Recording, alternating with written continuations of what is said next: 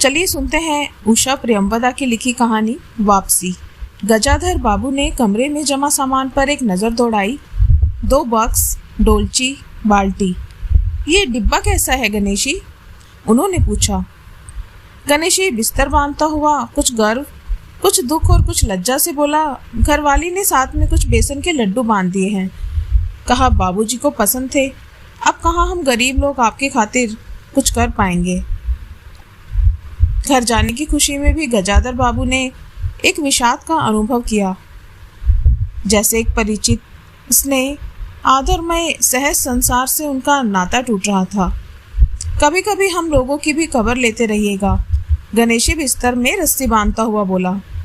कभी कुछ ज़रूरत हो तो लिखना गणेशी। इस अगहन तक बिटिया की शादी कर दो। गणेशी ने अंगोछे के छोर से आंखें पोंछी। अब आप लोग सहारा ना देंगे तो कौन देगा? आप यहाँ रहते तो शादी में कुछ हौसला रहता। गजाधर बाबू चलने को तैयार बैठे थे। रेलवे क्वार्टर का वह कमरा जिसमें उन्होंने कितने वर्ष बिताए थे, उनका सामान हट जाने से कुरूप और नग्न लग रहा था। आंगन में रोपे पौधे भी जान पहचान के लोग ले गए थे और जगह जगह मिट्टी बिखरी हुई थी। पर पत्नी, बाल बच्चों के साथ रहने की कल्पना में यह विछोह एक दुर्बल लहर की तरह उठकर विलीन हो गया। गजाधर बाबू खुश थे। 35 साल की नौकरी के बाद वह रिटायर होकर जा रहे थे। इन वर्षों में अधिकांश समय उन्होंने अकेले रहकर काटा था। उन अकेले क्षणों में उन्होंने इसी समय की कल्पना की थी जब वह अपने परिवार के साथ रह सकेंगे। इसी आशा के सहारे वह अपने अभाव का बोझ ढो रहे थे। संसार की दृष्टि से उनका जीवन सफल कहा जा सकता था। उन्होंने शहर में एक मकान बनवा लिया था। बड़े लड़के अमर और लड़की कांति की शादियां कर दी गई। 2 बच्चे ऊंची कक्षाओं में पढ़ रहे थे। गजाधर बाबू नौकरी के कारण प्राय छोटे स्टेशनों पर रहे और उनके बच्चे और पत्नी शहर में, जिससे पढ़ाई में बाधा ना हो। गजाधर बाबू स्वभाव से बहुत ही स्नेही व्यक्ति थे और स्नेह के आकांक्षी भी। जब परिवार साथ था, ड्यूटी से लौटकर बच्चों से हंसते बोलते, पत्नी से कुछ मनोविनोद करते। उनके चले जाने के बाद जीवन में गहन सूनापन भर जाता। खाली क्षणों में उनसे घर में टिका ना जाता।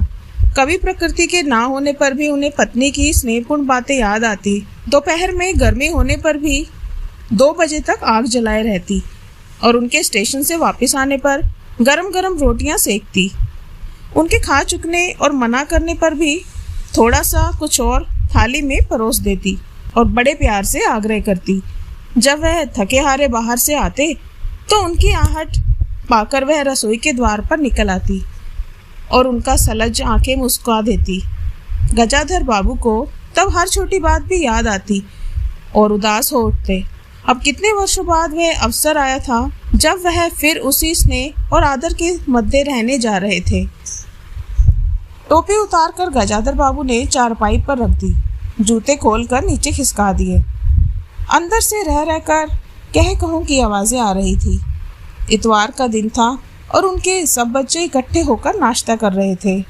गजाधर बाबू के सूखे होठों पर स्निग्ध मुस्कान आ गई। इसी तरह मुस्कुराते हुए वे बिना खासे हुए अंदर चले गए। उन्होंने देखा कि नरेंद्र कमर पर हाथ रखे शायद रात की फिल्म में देखे गए किसी नृत्य की नकल कर रहा था और बसंती हंस हंस कर दोहरी हो रही थी। अमर की बहू को अपने तन बदन, आंचल या घूंघट का कोई होश न था और वह उन्मुक्त रूप से हंस रही थी। गजाधर बाबू को देखते ही नरेंद्र धप से बैठ गया और चाय का प्याला उठाकर मुंह से लगा लिया। बहू को होश आया और उसने झट से माथा ढक लिया। केवल बसंती का शरीर रह रहकर हंसी दबाने के प्रयत्न में हिलता रहा। गजाधर बाबू ने मुस्कुराते हुए उन लोगों को देखा, फिर कहा, क्यों नरेंद्र, क्या नकल हो रही थी? कुछ नहीं बाबूजी, नरेंद्र ने सिटपिटाकर कहा। गजाधर बाबू ने चाहा था कि वह भी इस मनोविनोद में भाग लेते, पर उनके आते ही जैसे सब कुंठित हो चुप हो गए। इससे उनके मन में थोड़ी सी खिन्नता उपज आई। बैठते हुए बोले, बसंती चाय मुझे भी देना। तुम्हारी अम्मा की पूजा अभी चल रही है क्या? बसंती ने माँ की कोठरी की ओर देखा। अभी आती ही होंगी और प्याले में उनके लिए चाय छानने लगी। बहू चुपचाप पहले ही चली गई थी। अब नरेंद्र भी चाय का आखिरी घुट पीकर खड़ा हुआ। केवल बसंती पिता के लिहाज में चौके में बैठी माँ की राह देखने लगी। गजाधर बाबू ने एक घूंट चाय पी, फिर कहा, बेटी चाय तो फीकी है, लाइए चीनी और डाल दूं। बसंती बोली, रहने दो, तुम्हारी अम्मा जब आएगी तभी पी लूंगा। थोड़ी देर में उनकी पत्नी हाथ में अधारे का लोटा लिए निकली और अशुद्ध स्तुति कहते हुए तुलसी में डाल दिया। उन्हें देखते ही बसंती भी उठ गई। पत्नी ने आकर गजाधर बाबू को देखा और कहा, अरे आप अकेले बैठे हैं, ये सब कहाँ गए? गजाधर बाबू के मन में फांस सी कसक उठी। अपने अपने काम में लग गए हैं, आखिर बच्चे ही हैं। पत्नी आकर चौके में बैठ गई। उन्होंने नाक मुँह चढ़ाकर चारों ओर झूठे बर्तनों को देखा, फिर कहा, सारे झूठे बर्तन पड़े हैं, इस घर में धर्म कर्म कुछ नहीं, पूजा करके सीधे चौके में घुसो। फिर उन्होंने नौकर को पुकारा। जब उत्तर न मिला तो एक बार और उच्च स्वर में पुकारा। फिर पति की ओर देखकर बोली, बहू ने भेजा होगा बाजार, और एक लंबी सांस लेकर चुप हो रही। गजाधर बाबू बैठकर चाय और नाश्ते का इंतजार करते रहे। उन्हें अचानक ही गणेशी की याद आ गई। रोज सुबह पैसेंजर आने से पहले वह गरम गरम पूरियां और जलेबियां और चाय लाकर रख देता था। चाय भी कितनी बढ़िया, कांच के गिलास में ऊपर तक भरी लबालब, पूरे 2.5 चम्मच चीनी और गाढ़ी मलाई। पैसेंजर भले ही रानीपुर लेट पहुंचे, गणेशी ने चाय पहुंचाने में कभी देर नहीं की। क्या मजाल कि कभी उससे कुछ कहना पड़े। पत्नी की शिकायत भरा स्वर सुन उनके विचारों में व्याघात पहुंचा। वह कह रही थी, सारा दिन इसी किचकिच में निकल जाता है। इस गृहस्थी की धंधा पीटते पीटते उम्र बीत गई, कोई जरा हाथ भी नहीं बटाता। बहू क्या किया करती है? गजाधर बाबू ने पूछा। पड़ी रहती है, बसंती की ही लो। बसंती को तो कहेगी कि कॉलेज जाना होता है। गजाधर बाबू ने जोश में आकर बसंती को आवाज दी। बसंती भाभी के कमरे से निकली तो गजाधर बाबू ने कहा, बसंती आज से शाम का खाना बनाने की जिम्मेदारी तुम पर होगी। सुबह का भोजन तुम्हारी भाभी बनाएगी। बसंती मुंह लटकाकर बोली, बाबूजी पढ़ना भी तो होता है। गजाधर बाबू ने प्यार से समझाया, तुम सुबह पढ़ लिया करो, तुम्हारी माँ बूढ़ी हुई, अब वह शक्ति नहीं बची है।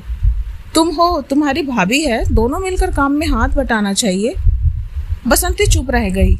उसके जाने के बाद उसकी माँ ने धीरे से कहा, पढ़ने का तो बहाना है, कभी जी ही नहीं लगता, लगे कैसे? शीला से ही फुर्सत नहीं, बड़े बड़े लड़के हैं उसके घर में, हर वक्त वहां घुसा रहना मुझे नहीं सुहाता। मना करूं तो सुनती नहीं। घर में गजाधर बाबू के रहने के लिए कोई स्थान न बचा था। जैसे किसी मेहमान के लिए कुछ अस्थायी प्रबंध कर दिया जाता है, उसी प्रकार बैठक में कुर्सियों को दीवार से सटाकर बीच में गजाधर बाबू के लिए पतली सी चारपाई डाल दी गई। गजाधर बाबू उस कमरे में पड़े पड़े कभी कभी अनायास ही इस अस्थायित्व का अनुभव करने लगते। उन्हें याद आती उन रेलगाड़ियों की जो आती और थोड़ी देर रुककर किसी और लक्ष्य की ओर चली जाती। घर छोटा होने के कारण बैठक में ही वह प्रबंध किया गया था। उनकी पत्नी के पास अंदर एक छोटा कमरा अवश्य था, पर वह एक और अचारों के मर्तबान, दाल चावल के कनस्तर और घी के डिब्बों से भरा पड़ा था। दूसरी ओर पुरानी रजाइयाँ दरियों में लिपटी और रस्सी से बंधी रखी थी। उनके पास एक बड़े से टीन के बक्स में घर भर के गर्म कपड़े थे। बीच में एक अलघनी बंधी हुई थी, जिस पर प्रायः बसंती के कपड़े लापरवाही से पड़े रहते थे। वह अक्सर उस कमरे में नहीं जाते थे। घर का दूसरा कमरा अमर और उसकी बहू के पास था। तीसरा कमरा जो सामने की ओर था, बैठक थी। गजाधर बाबू के आने से पहले उसमें अमर के ससुराल से आया बेंत का 3 कुर्सियों का सेट पड़ा था। कुर्सियों पर नीली गद्दियां और बहू के हाथों से कड़े कुशन थे। जब कभी उनकी पत्नी को कोई लंबी शिकायत करनी होती तो वह अपनी चटाई बैठक में डाल पड़ जाती थी। वह एक दिन चटाई लेकर गई तो गजाधर बाबू ने घर गृहस्थी की बातें छेड़ी। वह घर का रवैया देख रहे थे। बहुत हल्के से उन्होंने कहा कि अब हाथ में पैसा कम रहेगा, कुछ खर्चा कम करना चाहिए। सभी खर्च तो वाजिब हैं, ना मन का पहना ना मन का ओढ़ा। गजाधर बाबू ने आहत विस्मित दृष्टि से पत्नी को देखा। उनसे अपनी हैसियत छिपी न थी। उनकी पत्नी तंगी का अनुभव कर उसका उल्लेख करती। यह स्वाभाविक था, लेकिन उसमें सहानुभूति का पूर्ण अभाव गजाधर बाबू को बहुत खटका। उनसे यदि राय बात की जाती कि प्रबंध कैसे हो तो उन्हें चिंता कम, संतोष अधिक होता, लेकिन उनसे तो केवल शिकायत की जाती थी, जैसे परिवार की सब परेशानियों के लिए वही जिम्मेदार थे। तुम्हें कभी किस बात की है, तुम्हें कमी किस बात की है अमर की माँ? घर में बहू है, लड़के बच्चे हैं, सिर्फ रुपए से ही आदमी अमीर नहीं होता, गजाधर बाबू ने कहा और कहने के साथ ही अनुभव किया। ये उनकी आंतरिक अभिव्यक्ति थी, ऐसे ही उनकी पत्नी नहीं समझ सकती। हाँ, बड़ा सुख है ना बहू से, आज रसोई करने गई है, देखो क्या होता है, कहकर पत्नी ने आंखें मूंदी और सो गई। गजाधर बाबू बैठे हुए पत्नी को देखते रह गए। यही थी क्या उनकी पत्नी, जिसके कोमल हाथों के स्पर्श, जिसकी मुस्कान की याद में उन्होंने संपूर्ण जीवन काट दिया था? उन्हें लगा कि वह लावण्यमयी युवती जीवन की राह में कहीं खो गई है। वह उनके मन और प्राणों के लिए नितांत अपरिचिता है। गाड़ी नींद में डूबी उनकी पत्नी का भारी शरीर बहुत बेडौल और कुरूप लग रहा था, श्रीहीन और रूखा था। गजाधर बाबू देर तक निस्वंग दृष्टि से पत्नी को देखते रहे और फिर लेटकर छत की ओर ताकने लगे। अंदर कुछ गिरा और उनकी पत्नी हड़बड़ाकर उठ बैठी। लो, बिल्ली ने कुछ गिरा दिया शायद, और कह अंदर भागी। थोड़ी देर में लौटकर आई तो उनका मुंह फूला हुआ था।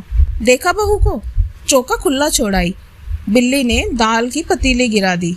सभी को खाने का है। वह सांस लेने को रुकी और बोली, एक तरकारी और 4 पराठे बनाने में सारा डिब्बा घी उड़ेल कर रख दिया। जरा सा दर्द नहीं है। कमाने वाला हाड़ तोड़े और यहाँ चीजें लूटे।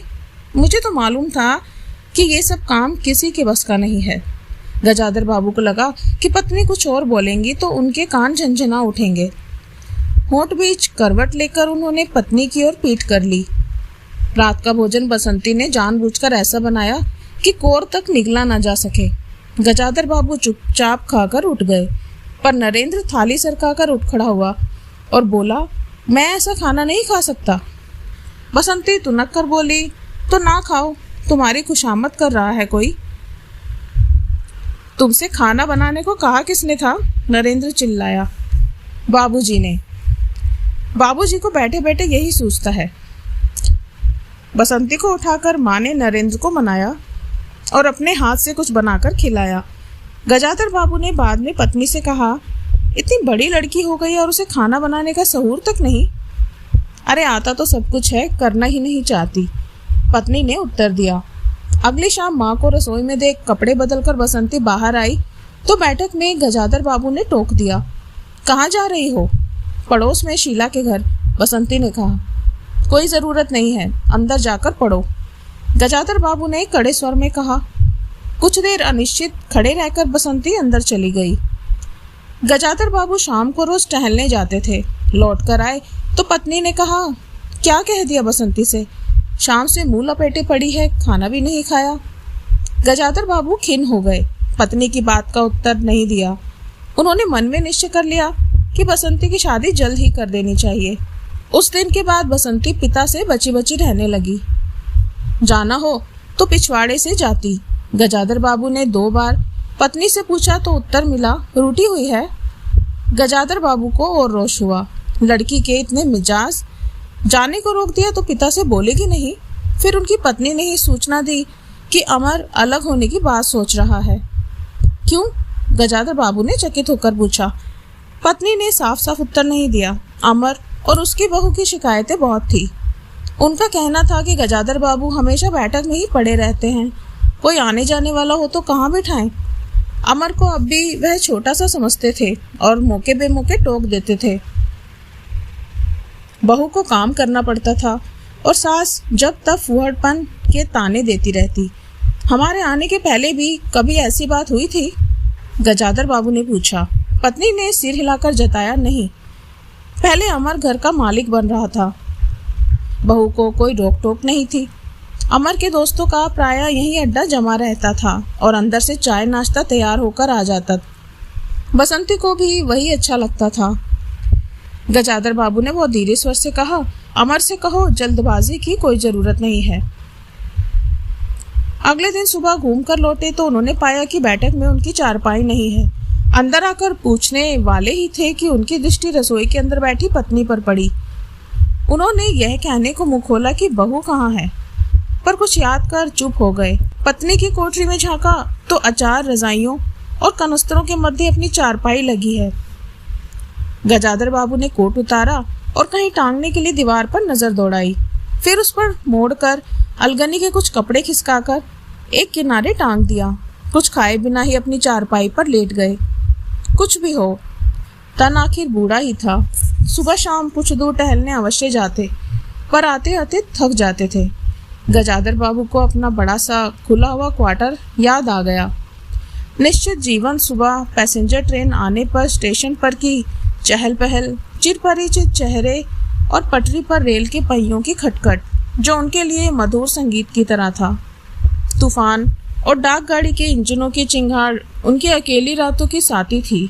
सेठ राम जीमल की मिल के कुछ लोग कभी कभी पास आ बैठते। वह उनका दायरा था, वही उनके साथी। वह जीवन अब उन्हें खोई विधि सा प्रतीत हुआ। उन्हें लगा कि वह जिंदगी द्वारा ठगे गए हैं। उन्होंने जो कुछ चाहा उसमें से उन्हें एक बूंद भी ना मिली। लेटे हुए वह घर के अंदर से आते विविध स्वरों को सुनते रहे। बहू और सास की छोटी सी झड़प, बाल्टी पर खुले नल की आवाज, रसोई के बर्तनों की खटखट और उसी में गोरैयों का वार्तालाप। और अचानक ही उन्होंने निश्चय कर लिया कि अब घर की किसी बात में दखल ना देंगे। यदि गृह स्वामी के लिए पूरे घर में एक चारपाई की जगह यही है तो यहीं पड़े रहेंगे। अगर कहीं और डाल दी गई तो वहां चले जाएंगे। यदि बच्चों के जीवन में उनके लिए कहीं स्थान नहीं तो अपने ही घर में परदेसी की तरह पड़े रहेंगे। और उस दिन के बाद सचमुच गजाधर बाबू कुछ नहीं बोले। नरेंद्र मांगने आया तो उसे बिना कारण पूछे ही रुपए दे दिए। बसंती काफी अंधेरा हो जाने के बाद भी पड़ोस में रहे तो भी उन्होंने कुछ नहीं कहा। पर उन्हें सबसे बड़ा गम ये था कि उनकी पत्नी ने भी उनमें कुछ परिवर्तन लक्ष्य नहीं किया। वह मन ही मन कितना भार ढो रहे थे, इससे वह अनजान बनी रही। उन्हें पति के घर के मामले में हस्तक्षेप ना करने के कारण शांति ही थी। कभी कभी कह भी उठती, ठीक ही है, आप बीच में ना पड़ा कीजिए, बच्चे बड़े हो गए हैं, हमारा जो कर्तव्य था कर रहे हैं, पढ़ा रहे हैं, शादी कर देंगे। गजाधर बाबू ने आहत दृष्टि से पत्नी को देखा। उन्होंने अनुभव किया कि वह पत्नी व बच्चों के लिए केवल धनोपार्जन के निमित्त मात्र हैं। जिस व्यक्ति के अस्तित्व से पत्नी मांग में सिंदूर डालने की अधिकारी है, समाज में उसकी प्रतिष्ठा है, उसके सामने वह 2 वक्त का भोजन की थाली रख देने से सारे कर्तव्यों से छुट्टी पा जाती है। वह घी और चीनी के डिब्बों में इतनी रमी हुई है कि अब वही उनकी संपूर्ण दुनिया बन गई है। गजाधर बाबू उनके जीवन के केंद्र नहीं हो सकते। उन्हें तो अब बेटी की शादी के लिए भी उत्साह बुझ गया। किसी बात में हस्तक्षेप ना करने के निश्चय के बाद भी उनका अस्तित्व उस वातावरण का एक भाग ना बन सका। उनकी उपस्थिति उस घर में ऐसी असंगत लगने लगी थी जैसे सजी हुई बैठक में चारपाई की। उनकी सारी खुशी एक गहरी उदासीनता में डूब गई। इतने सब निश्चयों के बावजूद भी गजाधर बाबू एक दिन बीच में दखल दे बैठे। पत्नी स्वभाव अनुसार नौकर की शिकायत कर रही थी, कितना कामचोर है, बाजार को हर चीज में पैसा बनाता है, खाना खाने बैठता है तो खाता ही चला जाता है। गजाधर बाबू को बराबर ये महसूस होता रहता कि उनके रहन सहन और खर्च उनकी हैसियत से कहीं ज़्यादा है। पत्नी की बात सुनकर लगा कि नौकर का खर्च बिल्कुल बेकार है, छोटा मोटा काम है, घर में 3 मर्द हैं, कोई ना कोई कर ही देगा। उन्होंने उसी दिन नौकर का हिसाब कर दिया। अमर दफ्तर से आया तो नौकर को पुकारने लगा। अमर की बहू बोली, बाबूजी ने नौकर छुड़वा दिया है। क्यों? अमर ने कहा। कहते हैं खर्च बहुत है। यह वार्तालाप बहुत सीधा सा था, पर जिस टोन में बहू बोली गजाधर बाबू को खटक गया। उस दिन जी भारी होने के कारण गजाधर बाबू टहलने नहीं गए। आलसे में उठकर बत्ती भी नहीं जलाई। इस बात से बेखबर नरेंद्र माँ से कहने लगा, अम्मा तुम बाबूजी से कहते क्यों नहीं? बैठे बिठाए कुछ नहीं तो नौकर ही छुड़ा दिया। अगर बाबूजी ये समझें कि मैं साइकिल पर गेहूं रख आटा पिसाने जाऊंगा तो मुझसे ये नहीं होगा। हाँ अम्मा, बसंती का स्वर था। मैं कॉलेज भी जाऊं और लौटकर घर में झाड़ू भी लगाऊं, ये मेरे बस की बात नहीं है। बूढ़े आदमी हैं, अमर बुनबुनाया, तो चुपचाप पड़े रहें, हर चीज में दखल क्यों देते हैं? पत्नी ने बड़े व्यंग्य से कहा। और कुछ नहीं सूझा तो तुम्हारी बहू को ही चौके में भेज दिया। वह गई तो 15 दिन का राशन 5 दिन में बनाकर रख दिया। बहू कुछ कहे इससे पहले वह चौके में घुस गई। कुछ देर में अपनी कोठरी में आई और बिजली जलाई तो गजाधर बाबू को लेटे देख बड़ी सिटपिटाई। गजाधर बाबू की मुख मुद्रा से वह उनके भावों का अनुमान न लगा सकी। वह चुप आंखें बंद किए लेटे रहे। गजाधर बाबू चिट्ठी हाथ में लिए अंदर आए और पत्नी को पुकारा। वह भीगे हाथ लिए निकली और आंचल से पहुंचती हुई पास आ खड़ी हुई। गजाधर बाबू ने बिना किसी भूमिका के कहा, मुझे सेठ राम जीमल की चीनी मिल में नौकरी मिल गई है। खाली बैठे रहने से तो 4 पैसे ही घर में आए, वही अच्छा है। उन्होंने तो पहले ही कहा था, मैंने मना कर दिया था। फिर कुछ रुककर जैसे बुझी हुई आग में एक चिनकारी चमक उठे। उन्होंने धीमे स्वर में कहा, मैंने सोचा था बरसों तुम सबसे अलग रहने के बाद अवकाश पाकर परिवार के साथ रहूंगा। खैर परसों जाना है, तुम भी चलोगी? मैं? पत्नी ने सकपकाकर कहा, मैं चलूंगी तो यहाँ क्या होगा? इतनी बड़ी गृहस्थी, फिर सयानी लड़की। बात बीच में काटकर गजाधर बाबू ने हताश स्वर में कहा, ठीक है तुम यहीं रहो, मैंने तो ऐसे ही कहा था, और गहरे मौन में डूब गए। नरेंद्र ने बड़ी तत्परता से बिस्तर बांधा और रिक्शा बुला लाया। गजाधर बाबू का टीन का बक्स और पतला सा बिस्तर उस पर रख दिया गया। नाश्ते के लिए लड्डू और मठरी की डलिया हाथ में लिए गजाधर बाबू रिक्शे में बैठ गए।